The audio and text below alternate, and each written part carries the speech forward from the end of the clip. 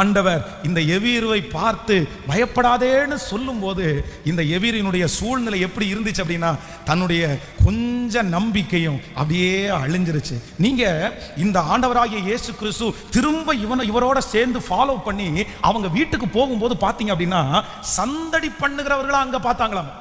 சந்தடி பண்ணுகிறவர்களையும் அதை மோளம் அடிக்கிறவங்களையும் அந்த சாவுக்கு வந்து பாட்டு பாடுவாங்க பாருங்க, அவங்க எல்லாருமே வீட்டில் இருந்ததுனால ஆண்டவருக்கு ரொம்ப கோபம் வந்துச்சாம். உள்ளே பிரவேசித்து நீங்கள் சந்தடி பண்ணி அழுகிறது என்ன, பிள்ளை மரிக்கவில்லை நித்திரையாயிருக்கிறார் என்றார். அப்ப நான் நம்புறேன் இந்த மனுஷனுக்கு ஒருத்தருக்கு மட்டும்தான் விசுவாசம் இருந்திருக்குது, அங்க இருக்கிற யாருக்குமே நம்பிக்கை இல்லை.